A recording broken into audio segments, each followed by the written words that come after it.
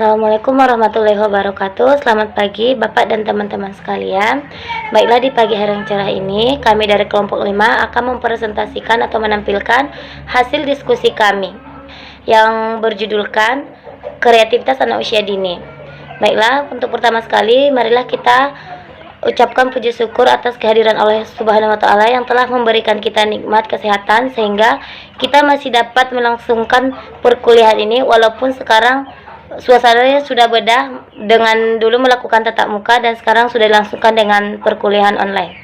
Dan tidak lupa pula marilah kita sanjung tinggikan atas kehadiran Muhammad SAW yang telah memberikan kita nikmat kesempatan atau nikmat iman sehingga kita masih bisa berkumpul dengan ilmu pengetahuan yang kita miliki saat ini. Baiklah, kami dari kelompok 5 akan mempresentasikan hasil diskusi kami yang berjudulkan teori-teori yang mendasari produk kreatif atau penilaian produk penemuan di dalam hukum Paen, model dari Bessemer dan Trifinger, model penilaian kreativitas dalam mengarang.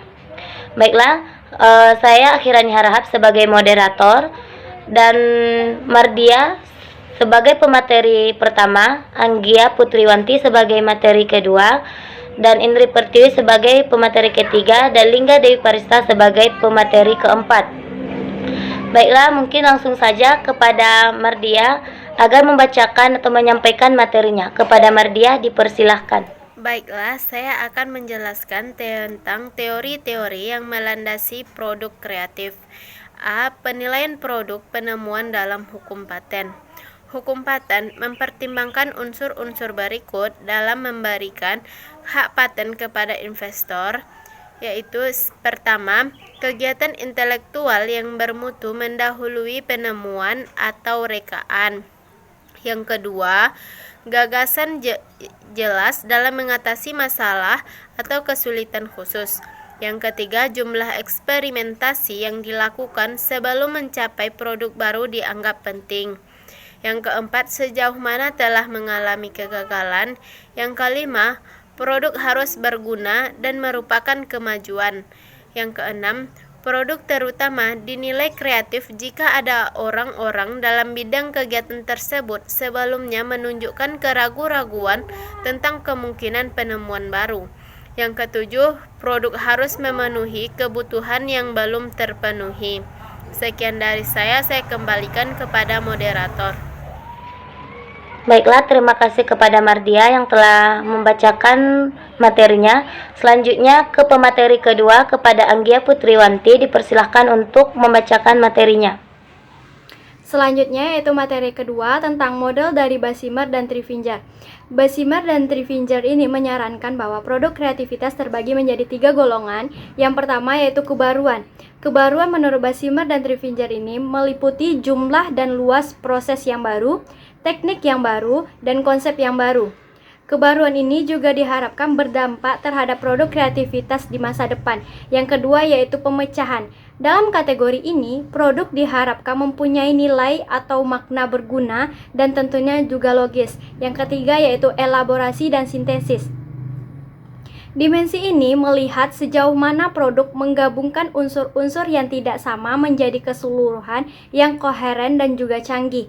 Untuk menilai kategori ini, ada 5 kriteria yang harus diperhatikan, yakni produk harus organis, yaitu mempunyai inti dalam penyusunan. Yang kedua yaitu produk harus elegan, yaitu canggih dan tentunya mempunyai nilai yang lebih. Yang ketiga yaitu produk juga harus kompleks, yakni menggabungkan beberapa hal menjadi satu tingkatan atau lebih. Selanjutnya yaitu produk juga harus dapat dipahami dan menunjukkan keterampilan dan atau keahlian yang baik. Sekian materi dari saya kembalikan kepada moderator. Baiklah, terima kasih kepada Anggia Putriwanti yang telah menyampaikan materinya. Selanjutnya pemateri ketiga akan disampaikan oleh Indri Pertiwi. Kepada Indri Pertiwi, dipersilahkan. Baiklah, saya akan melanjutkan materi yang ketiga, yaitu model penilaian kreativitas dalam mengarang. Skema penilaian kreativitas dalam mengarang terbagi menjadi 4 kriteria, Yang pertama, kelancaran kriteria ini dapat dinilai melalui jumlah kata yang digunakan. Contohnya, jika kurang dari 50 kata, skornya 1, 50-99 kata, skornya 2, 100-149, skornya 3, 150-199 kata, skornya 4, dan lebih dari 200 kata, skornya 5. Yang kedua adalah kelenturan atau fleksibilitas, meliputi kelenturan dalam struktur kalimat dan kelenturan dalam konten atau gagasan. Yang A, kelenturan dalam struktur kalimat, yaitu keragaman dalam bentuk kalimat. Kalimat dapat beragam dalam bentuk sederhana, gabungan, dan kompleks. Keragaman dalam penggunaan kalimat, deklaratif, interrogatif, dan eksklamatoris. Yang ketiga, keragaman dalam panjang kalimat.